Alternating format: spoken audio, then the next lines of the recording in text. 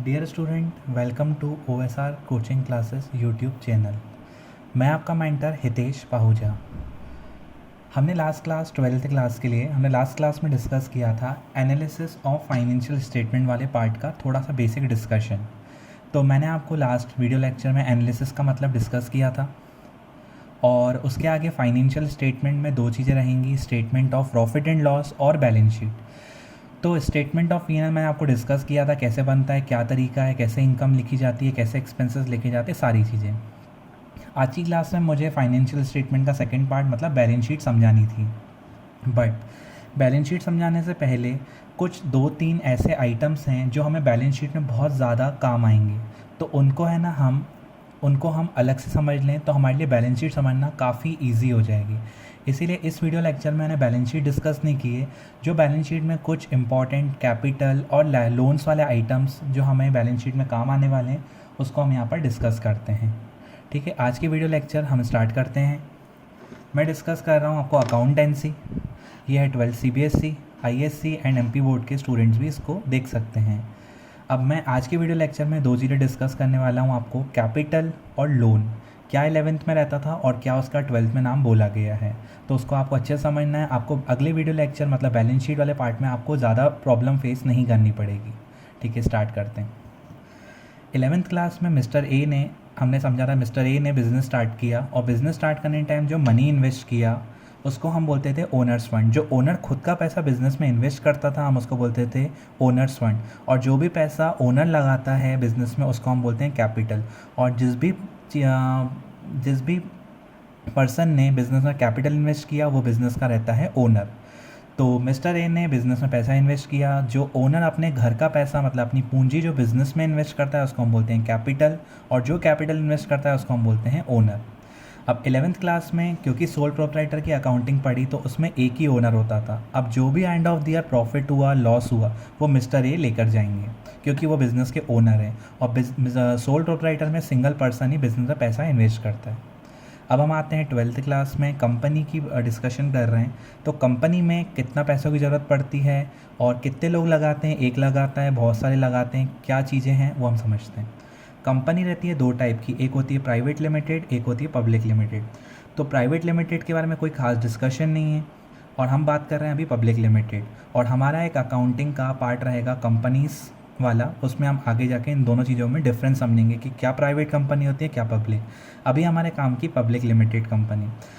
जैसे public limited company को start करने के लिए 100 करोड़ की कैपिटल की रिक्वायरमेंट है। तो 100 करोड़ सिंपल एक पर्सन नहीं लगा सकता, बहुत लमसम अमाउंट है।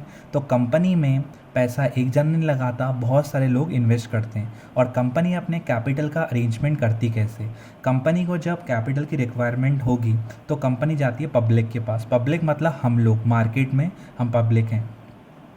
पब्लिक के पास जाती है और बोलती है हम इस टाइप का एक वेंचर स्टार्ट करने वाले हैं और हम आपको ओनरशिप के राइट्स दे रहे हैं, आप हमारी कंपनी में मालिक बन सकते हो।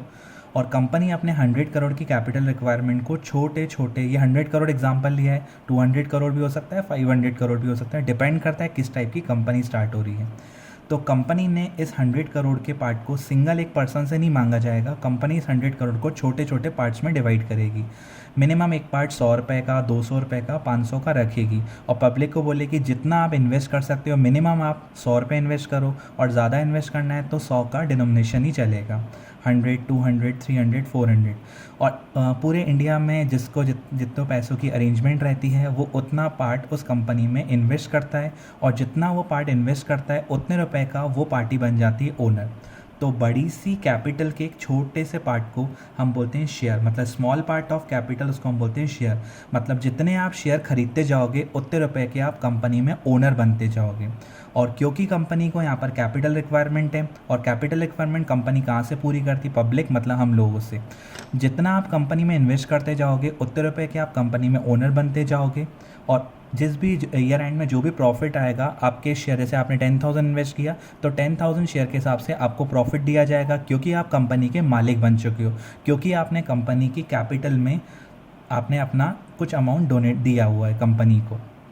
अगर आप कैपिटल में इन्वेस्ट करते हो तो आप ओनर बनते हो और इसलिए आपको प्रॉफिट और लॉस में शेयर मिलता है।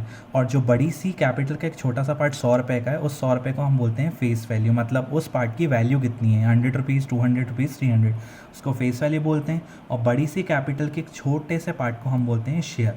और जितने ज़्यादा आप शेयर खरीदोगे उतने ज़्यादा रुपए के आप कंपनी में ओनर कहलाओगे।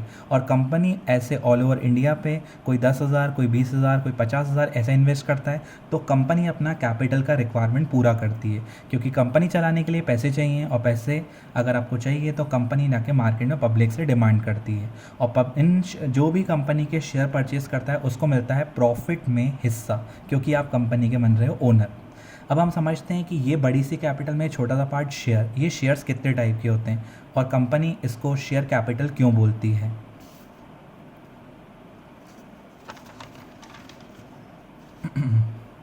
कंपनी बोलती है इसको शेयर कैपिटल क्योंकि यहाँ पर बहुत सारे लोगों ने शेयर किया और इससे कंपनी का कैपिटल अरेंज हो पाया, बहुत सारे लोगों ने पैसे दिए, इससे कंपनी का कैपिटल का अरेंजमेंट हो पाया। इसीलिए हम यहाँ पर 11th क्लास में जहाँ हम वर्ड यूज़ करते थे कैपिटल, हम 12th क्लास में कंपनी में यूज़ करेंगे शेयर कैपिटल, क्योंकि बहुत सारे लोगों ने शेयर किया, उससे कंपनी का कैपिटल का रिक्वायरमेंट पूरा हुआ। अब कितने टाइप के ओनर्स बन सकते हो आप, एक इक्विटी शेयर मिलता है और एक होता है प्रेफरेंस शेयर।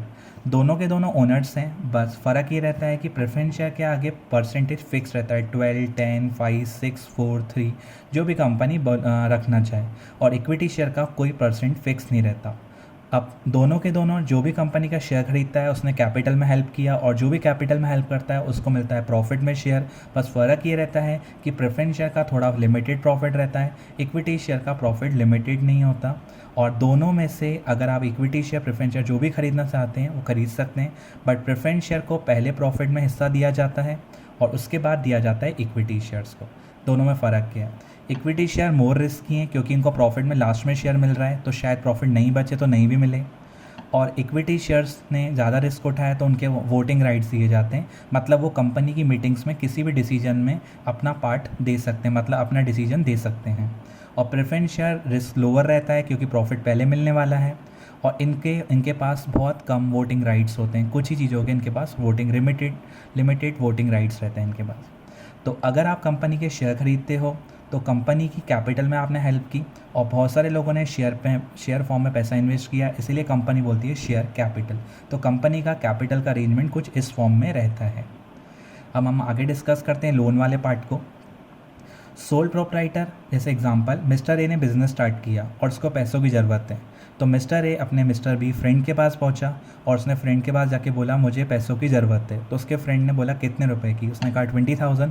तो मिस्टर बी ने उसको 20,000 दिया। तो मिस्टर ए इसको कैपिटल नहीं बोलेगा, इसको बोलेगा लोन। अगर आप आउटसाइडर पार्टी से पैसे लेते हो तो उसको हम कैपिटल नहीं बोलते, उसको हम लोन बोलते हैं।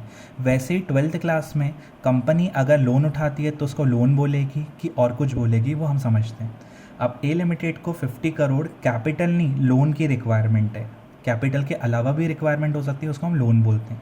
तो सेम अगर कंपनी को लोन की रिक्वायरमेंट है तो वापस कंपनी जाएगी पब्लिक, मतलब हम लोगों के पास। अब कंपनी आपको यहाँ पर आके क्लियर करेगी कि हम आपसे ओनर नहीं बना रहे हैं, हमें लोन चाहिए। तो कंपनी 50 करोड़ किसी सिंगल पर्सन से नहीं मांगेगी, कंपनी 50 करोड़ के वापस से छोटे छोटे पार्ट्स डिवाइड करेगी। जैसे मिनिमम एक पार्ट मैंने 100 रुपीज़ का लिया हुआ है, यहाँ पर आपके सामने मिनिमम 100 रुपीज़ का पार्ट लिया हुआ है, और कंपनी बोलेगी आप अगर हमें लोन देना चाहते हो तो मिनिमम आप 100 दे सकते हो, ज़्यादा देना है तो 200, 300, 400, 500, 600, 700, जितना देना चाहो आप लोन दे सकते हो। और बड़ी सी लोन के एक छोटे से पार्ट को, स्मॉल पार्ट ऑफ लोन, हम उसको बोलते हैं डिवेंचर, उसको हम बोलते हैं डिवेंचर्स। ये मैंने एस लिख दिया है, इसको हम बोलेंगे, एक छोटे से पार्ट को हम बोलेंगे डिवेंचर, और ज़्यादा खरीदोगे तो डिवेंचर्स। एग्जाम्पल, अब जैसे हमने 11th में लोन लिया तो उसको हम सिंपल लोन बोलते थे। अब यहाँ पर बड़े से लोन के छोटे छोटे पार्ट्स डिवाइड किए, जो एक छोटा सा पार्ट है उसको हम बोलेंगे डिवेंचर। बड़े से लोन का एक जो छोटा सा पार्ट है उसको हम बोलेंगे डिवेंचर। जितने ज़्यादा आप डिवेंचर खरीदोगे, मतलब पब्लिक जितने ज़्यादा डिवेंचर खरीदेगी, मतलब उतने ज़्यादा रुपए का उसने कंपनी को लोन दिया। तो सर इस पे क्या हमें प्रॉफिट मिलेगा? नहीं। डिवेंचर एक लोन है और लोन पे आपको कंपनी इंटरेस्ट देगी। जैसे मैंने 12 लिखा है, 13, 14, 15, ये कंपनी पहले आपको स्टार्टिंग में क्लियर करेगी कि अगर आप कंपनी को जितने रुपए का भी 10,000, 20,000, 30,000 जितने का भी लोन दे रहे हो, उस पर कंपनी एवरी ईयर आपको 12% का इंटरेस्ट पे करेगी। तो जहाँ हम 11th क्लास में लोन वर्ड यूज़ करते थे, यहाँ पर अगर हम पब्लिक से जाके लोन उठाते हैं तो उसको हम लोन नहीं बोलेंगे, उसको हम बोलेंगे डिवेंचर। और जितने ज़्यादा डिवेंचर आप कंपनी के ख़रीदते हैं उतने ज़्यादा रुपए का आपने कंपनी को लोन दिया। इसके अलावा कंपनी लोन बैंक से जाके भी ले सकती है, उसको हम डिवेंचर वर्ड यूज़ नहीं करेंगे, उसको हम लिखेंगे लोन फ्रॉम बैंक। जिस भी बैंक से, HDFC से ख़रीदा, HDFC से लोन लिया तो लोन फ्रॉम HDFC। बट अगर मार्केट में पब्लिक से जाके वो लोन रेज़ करना चाहती है तो उसको हम बोलेंगे डिवेंचर। तो ये दोनों चीज़ें, कैपिटल और लोन। कैपिटल का नाम शेयर कैपिटल लिखेंगे क्योंकि कंपनी में बहुत सारे लोग पैसे लगाते हैं, तो इसलिए शेयर लोग, बहुत सारे लोगों ने शेयर किया, उससे कैपिटल का अरेंजमेंट हो पाया। वैसे ही है ना, जैसे हम 11 में लोन बोलते थे तो हम लोन की जगह थोड़ा वर्ड चेंज करके डिवेंचर बोलेंगे। जितने आप ज़्यादा डिवेंचर खरीदोगे उतने ज़्यादा रुपए का आपने कंपनी को लोन दिया और कंपनी उस लोन पे आपको देगी इंटरेस्ट। और ये शेयर कैपिटल और डिवेंचर दोनों ही आपको बैलेंस शीट में बहुत इंपॉर्टेंट रोल प्ले करेंगे।